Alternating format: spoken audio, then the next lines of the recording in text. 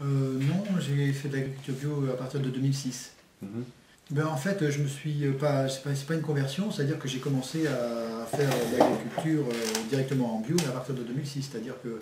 ben, j'ai fait une année d'études au CFPPA du Reux Mhm. pour devenir, pour avoir mon diplôme d'exploitant agricole en maraîchage bio. Et puis voilà, je me suis installé, mais avant c'était pas mon métier. Avant, Ouais, ok. je faisais des illustrations pour les bouquins de médecine.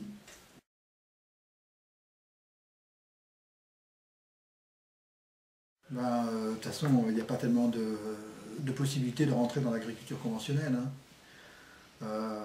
Donc,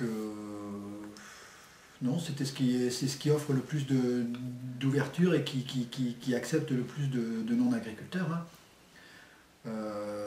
En maraîchage bio, la plupart de ceux qui s'installent, ils ne sont pas issus du milieu agricole. Alors que dans le milieu conventionnel, ils viennent tous du milieu agricole en grande majorité, et en plus, il y en a peu à s'installer, quoi. Mm. Parce que ça devient, c'est trop lourd, à part en maraîchage peut-être, où c'est un peu plus léger, mais sinon pour les autres genres de culture, c'est très cher, quoi, donc ça coûte de plus en plus cher, donc il n'y a que les fils d'agriculteurs qui peuvent s'être préparés, qui peuvent avoir un capital derrière ou reprise, je sais pas, enfin voilà, donc ça se passe comme ça. Mm. Voilà, c'est vraiment la bio, ça accueille beaucoup d'installations, hein. Mm.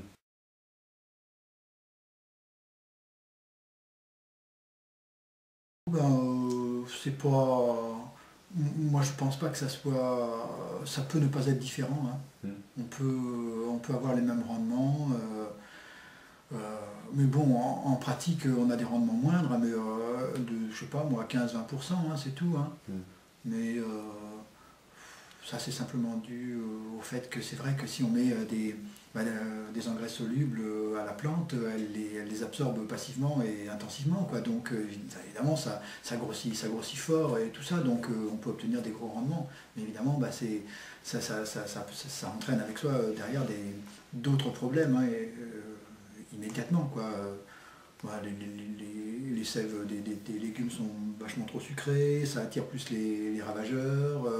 Ensuite, le sol, il est pas, ça court-circuite la dégradation des matières organiques et l'utilisation de matières organiques, le cycle des matières organiques, quoi. Donc ça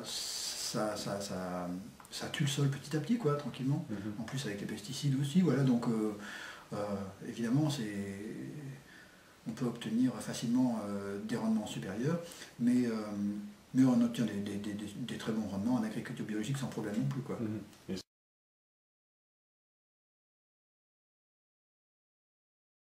Ah non, ça va, il faut s'organiser, c'est-à-dire qu'on est vite débordé, on peut vite être débordé, surtout par le désherbage par exemple, Mhm. mais si on est organisé et si on commence à avoir de l'expérience, c'est pas de problème, quoi. Il faut être un bon technicien, et après, si on gère bien, on s'en sort sans problème. Mais c'est vrai que des fois, il y a des galères importantes, hein, mais je pense pour tous, hein, pour tout le monde. Mais voilà, après, c'est l'expérience qui fait qu'on passe bien.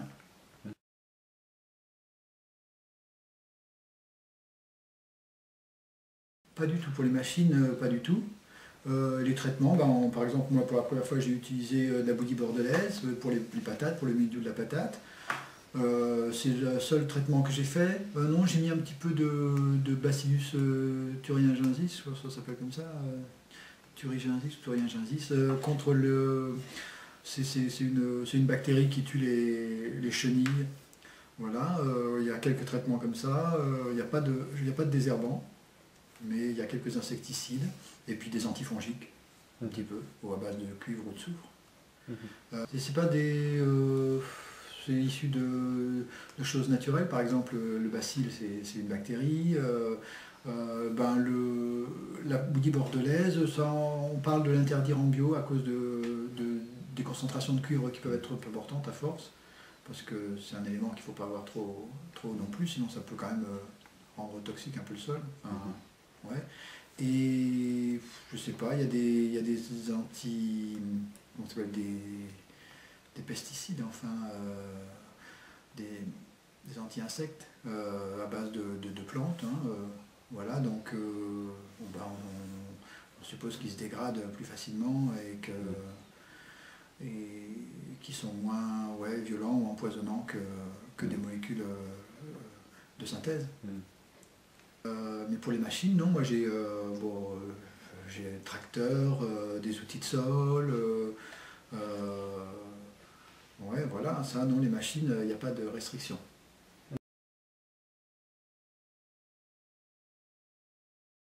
Ouais, non, je crois que c'est accessible à tous. Hein. Le problème, c'est aussi pas mal la proximité, quoi. C'est-à-dire, moi, je vois les prix que je fais pour mes produits, c'est pas différent sur le marché des prix des conventionnels qui sont à côté. Parce que je les vends en direct, tandis qu'eux, en général, ils rachètent à d'autres, donc il y a un intermédiaire en plus, donc finalement, les prix sont les mêmes. Les radis 1 euro, 1,20 €, la salade 1 euro, les carottes 1,70 €, 2 €, c'est des prix que je retrouve à côté, pareil, les épinards aussi, voilà. Donc les prix sont les mêmes, ou comparables, hein. Bien sûr on peut en trouver, on peut trouver moins cher, hein, c'est vrai, aussi dans les grandes surfaces ou les discounts, ou des choses comme ça, mais bon, la qualité n'est pas toujours là dans le fond, même question fraîcheur ou tout ça, c'est pas terrible. Donc ce qui est vachement important, c'est pas mal aussi le fait de raccourcir le circuit et d'être local, quoi. Ça y fait beaucoup, ça change pas mal les données du problème, quoi. Pour le prix aussi bien que pour le coût général pour la société, quoi.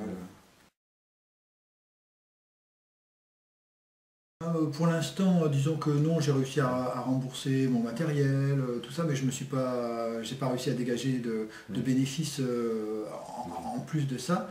Mais là, c'est prévu pour commencer à partir de maintenant, oui. Enfin voilà.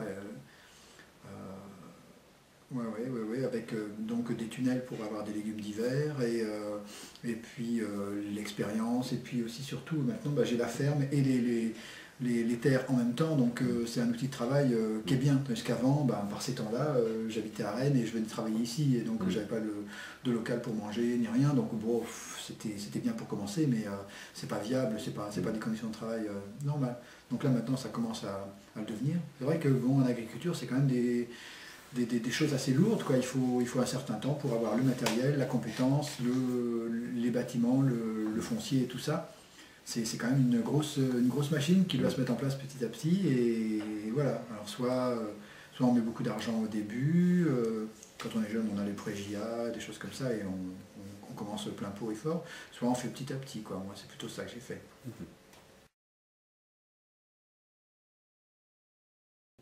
Actuellement, maintenant, je vends tout par panier. Ouais. J'ai donc 40 paniers, j'ai une distribution le jeudi soir sur un lieu à béton. Donc tout se fait comme ça, avec des paniers à 10 et 15 €. Mais avant, je faisais des paniers, je vendais au Scarabée, je vendais au restaurant de Scarabée, je vendais à une fille qui fait de la vente sur internet, de paniers sur internet, et puis d'autres petites choses comme ça.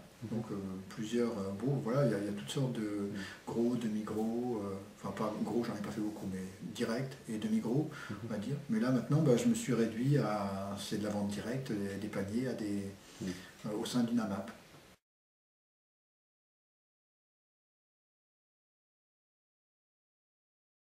On a des aides spécifiques, c'est vrai. Il y a le crédit d'impôt, donc c'était 2 500 €, ça va peut-être passer à 4 000, donc c'est quand même une belle aide. Hein. Ensuite, parallèlement, c'est-à-dire c'est soit l'un soit l'autre, soit on a le crédit d'impôt, soit sinon il y a aussi des aides à la conversion. Quand on a des terres en conversion, on peut avoir aussi des aides, alors ça fait dans les 3 000 € par... non, enfin bon, moi j'ai 3 hectares, donc ça ferait dans les 3 000 € je crois par an, sur je ne sais pas combien d'années, peut-être tous les ans, je ne sais plus, ou sur 5 ans, je ne sais plus. Donc il y a ces deux aides là. Bon, mais il y a d'autres aides qu'ils ont et que nous on n'a pas. Hein. Mais bon, ces deux aides là, moi en tous les cas, j'en ai profité, oui. Il y avait pendant les 3 premières années l'aide à la comment on appelle ça, à la certification, c'est-à-dire on doit payer un certificateur pour pour dire qu'on est bio, qui vient de contrôler, mais il y avait une aide peut-être à 60-70% qui pouvait être payée par je ne sais plus quel organisme, soit la région, soit l'État, soit le département. Parce qu'il y a d'autres aides si jamais on veut acheter du matériel, mais c'est plutôt pour du matériel neuf, donc ça c'est la région, je crois, qui peut donner des aides de ce côté-là, mais j'en ai pas profité. C'est plutôt pour la bio, ces aides-là. C'est des aides à la diversification et pour une agriculture plus orientée bio.